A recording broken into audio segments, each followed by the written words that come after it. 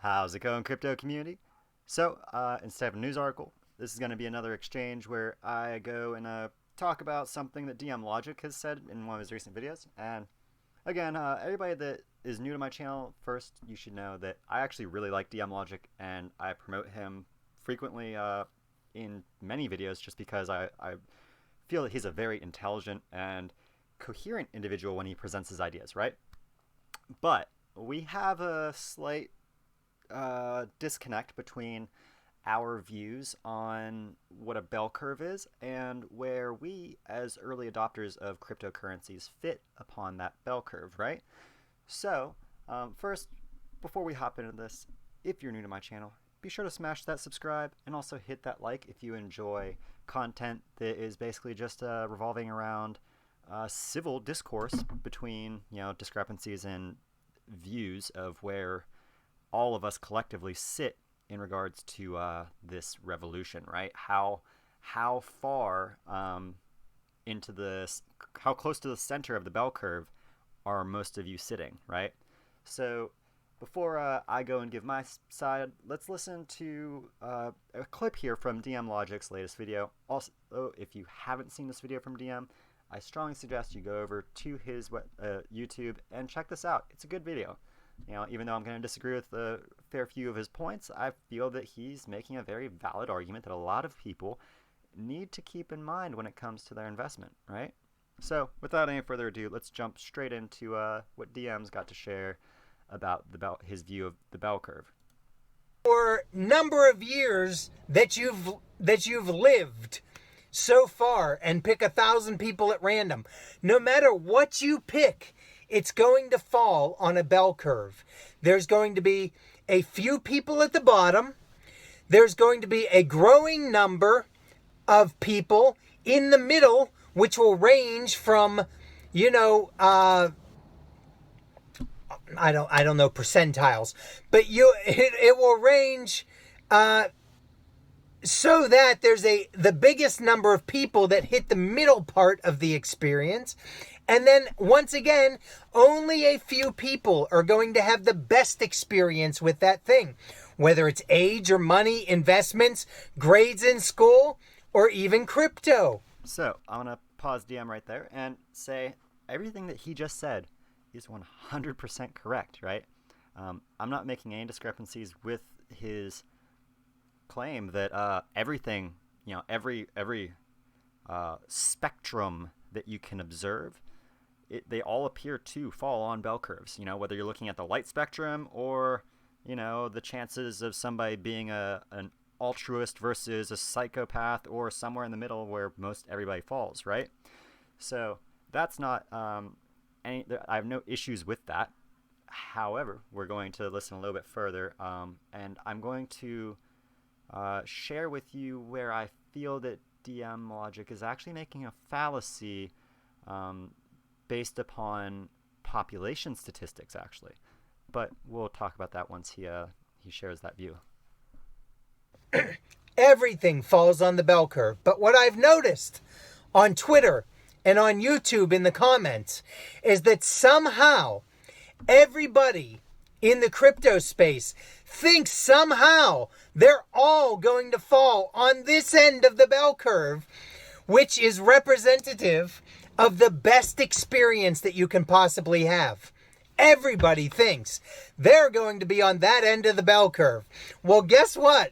Not everybody can be on that end of the bell curve. What's the likelihood that I end up on that end of the bell curve? So I'm going to actually, while I'm finished saying, not very good. Right? DM personally doesn't feel that he's even going to fall on the upper end of that bell curve. And so the point of this video is more so to explain to everybody how a bell curve, when it comes to adoption, operates, and how you, as an early adopter, and even DM here, despite his disbelief that he is on the top end of that bell curve, he's probably higher up on that bell curve than most of us even, I wouldn't doubt. But the premise here is that I'm going to show you a quick chart here, and this is a breakdown of The I think it's like the top 1% of Americans, right? Yeah, it's basically the top 1% here. So I don't have this actually pulled out, obviously, but this pyramid here breaks down the 1% based upon their wealth that they possess, right? And this is just 1%, having 37 million of which possess 1 to 5 million. Actually, this isn't U.S. I'm sorry. Now that I'm reading this number here, I know this is the total wealth, the wealthiest people in the whole world, because there's only about, my statistic that I saw recently, I saw there's only about 36 million total people that had over $1 million, right? So obviously this is a little more up to date. It's got a lot more people included in this figure. But what's important to note is how many people, right? 37, 40, 41, basically 40, if you add all these together, it's pretty close to 42 million people who have between $1 to $50 million. It's a fairly large population when you think about how many people are in, say, this digital asset that we're in, right? 1.708 million. Now, if we were to take this number and transpose it, let's assume that again that half of these wallets between the 20 to 499 XRP are actually just tip wallets. That between all these, I bet almost half of those are probably like alternative wallets of people who are also have wallets with higher values in this higher range, right? So 1.7 million people to be made fabulously wealthy by being early adopters in a technology would mean that 1.6, 1.7 million, basically 1.78 million when you add both of these figures together, that our whole group could potentially, if now this is saying that the whole system gets flipped on its head, and those of us who are in crypto early, we're going to be the new ruling class, and anybody who doesn't get in time or doesn't have enough money to really like accrue a large amount of this asset before their fiats that they store their value in begins to rapidly depreciate. The idea is that though that that is where you fall, right? There's only 1.7 million accounts. So it's very easy to actually assume that anybody that's in XRP right now, if XRP does become this new standard for global liquidity, like it's very, every day we seem to find new news that's suggesting this. So it's very likely actually that the middle of the bell curve, and I could continue playing DM's video here, but again, I want people to go watch it. He does make some great points, and even though I'm pulling up discrepancies with his points, I'm doing this so that I can show DM more than anybody how early he is, and here's something to keep in mind, right? This is a standard distribution, and DM, as he admitted, he doesn't remember the how these percentages work out, right? So we're all, as early adopters in this technology, we are on the upper end of the bell curve, right? Now, I studied psychology before, psychology and neurology before I became involved in blockchain. That was where I was headed in life before I really just dove in headfirst to this revolution and said, screw the neuroscience, screw the science, I'm gonna make bank, and then I'm gonna go and do my science, because I ran into the bureaucracy of the scientific community and I found it appalling. So my goal now is to raise enough funds so that I get to give a big finger to the scientific community as I go and break down about 50 different theories and theses that are accepted as fact that I am almost 100% convinced are false and are actually leading us down a poor path for understanding how the human brain operates. But that's neither here nor there. The reason that I mention IQ is because 115 IQ, if you have 115 IQ, you fall into this category right here, right? Now, for those who don't know what this category is, first, this side of right here, the middle line, if you're on the left side, if you go to the left, you'll find 50% of the population on this side and 50% on that side. Now, if you pay attention to the middle here, right, we have 19.1, 19.1. So that means that over 30% of the population falls just within this little range, right? So we take our 50% from this side, add our 19.1%, and now we're at 69.1% of the population is suddenly less intelligent than that one person who has 115 IQ. So that's how intelligence figures out on this, right? If you have 115 IQ, you're smarter than at least 69% of the world. So only one of every three people you meet is going to be either your equal or more intelligent than you. Now imagine you move from 115 to 130, and you add that next 15% to your 69. Suddenly, you're up to 84% of the population less intelligent than you. Now, instead of saying less intelligent, I want to say slower, because that's really what intelligence is. It's about how quickly you can process information and come to a rational conclusion. That's really the power of intelligence. And it enables an individual who is highly intelligent, and it's the reason why I go around saying, I constantly, boost most of my viewers' ego by saying you're smart, is because you have to be smart to be in this market this early. The average person is oblivious to what's going on, and that's why I always try to give everybody a chance in my comments until I'm absolutely convinced they're just trying to troll me, right? And it's because I'm so convinced that there is so many geniuses in this space right now that it would be very foolhardy of me to insult anybody's intelligence.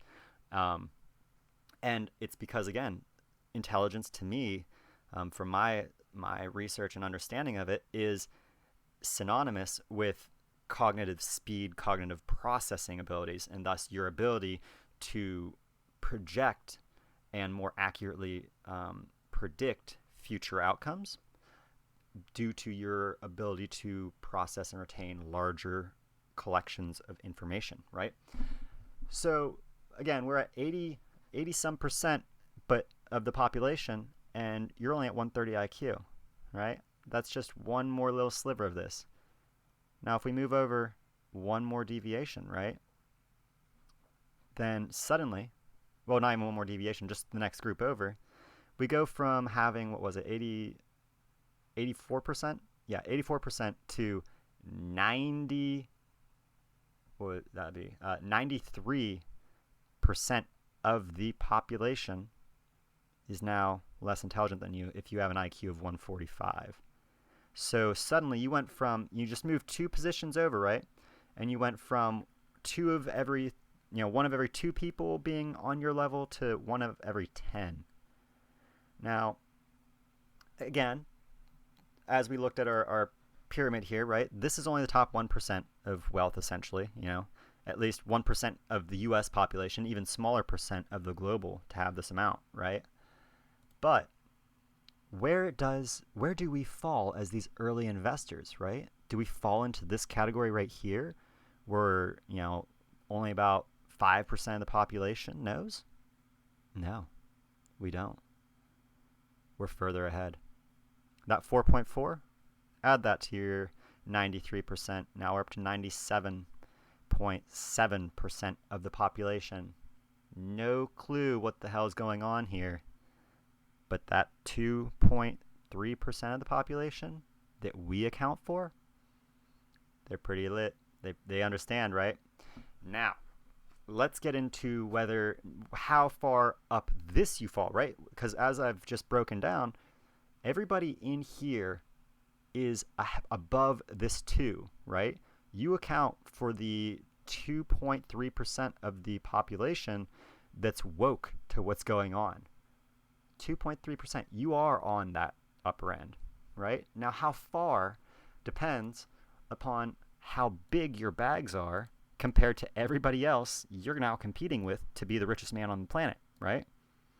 Or woman, whichever or whatever gender you identify with. But, so keep in mind, again, there's only, when you actually take out this, half of the, you take out these lower numbers, and at the end of the day, having less than 500 XRP, good luck being one of the new ruling elites. And the reality is that's over 1 million of the wallets, right? Nobody who's only in this range or lower, you're not going to get rich. You're going to have a nice little windfall, but you're not going to get fabulously wealthy. Are you kidding? Off of a few $100s? No. I mean, if you hold it again till 2030 or beyond, it'll be a nice nest egg towards retirement, but this isn't going to make you a millionaire. This isn't going to put you in the wealthiest bracket. And even these 82,000 people, they're probably still going to be at the lower end, right? And in fact, everybody below 10,000, when it comes to this distribution, you're probably in this 1.7%. You're in the lower end, right? Only once you break the 2.5 into the 3, and you start getting into the 10,000 to 50,000 XRP, that's when you move. You most likely have moved from this, the top 3% into the top 1%, and that's all it takes. 10,000 plus XRP, and you will be a part of the new world 1%. And that means you're going to have at least $1 million, right? If you have, and that's why my biggest thing to promote to people is just get 1,000 XRP, right? If you get 1,000, if you get in this range, you're probably still going to have $1 million at some point in the not near future, but in the somewhat distant future, closer to like a true retirement plan, a realistic retirement plan without taking too much risk, putting too much risk on the table to achieve such. But again, you get into this 10,000 to 25, suddenly you're moving up to the top of this range, so closer to 5 million to 10 million, right? You're in that. And this is again assuming that the entirety of this system goes into XRP, or the mass majority, at least 50% of it goes into this ecosystem. Then, if you're able to hold until that happens, until that price range is achieved that would indicate that degree of adoption, you will be one of the wealthiest people on the planet. It's hard to believe because most of us are not that person right now, and most of us can't even fathom what that lifestyle would be like, right? But the reality is that's where you fall. That's where we all fall. And here's another example, right? So this one's actually breaking down, it seems like, the entirety of wealth, right? So if you have $10,000, if you have less than $10,000, you fall into the 73% of the world, right? If you have $10,000 to $100,000, suddenly only 18%, of the world, well, 30% of the world essentially, has more money than you. You're already in the top 50% if you have $10,000 or more. Now, I don't know about y'all, but I'm pretty close to that $10,000 mark in my crypto fund, in my crypto investment. So technically, I'm already in the top 30% of the world. To move up 20% more, how hard is that really going to be, right? The premise of this ultimately is just to give everybody a little bit of perspective of why so many of us, mainly DM, why so many of us feel that we really are on the upper end of this curve. And it's not because, of ego or something. It's simply a matter of statistics and population figures that are involved in this space, and how much of the world will be involved in this space by insert 5-10 year future date, right? Because it will be almost the whole world by then. And by 2030, I don't think that there will be a part of this world that is not utilizing a digital asset or blockchain in one way or another, because that's just how technology works. That's how adoption works, especially when it comes to useful, valuable technological advancements, right? So that's been this video. I think I've done plenty enough. Again, if you're new to my channel, please be sure to hit that subscribe, also hit that like, and ring that bell for all my future content. And if you are not already following DM Logic, go follow this man. Again, he's a little more pessimistic than me, but that's a good thing. Everybody in the space needs to have a a healthy variety of the content they're consuming and the opinions they're absorbing, because if you don't, you're going to become convinced of just one ideology, and that's never good. That makes you vulnerable to, makes you susceptible to failure when you only see one path forward. Because if that path fails, suddenly there's no path left for you, and now you're going to find yourself in absolute chaos, right? So, as always, I've been Jade. You have been listening to The Martian Report, and I can't wait to see all of you, my XRP Martians, in my next video on Mars.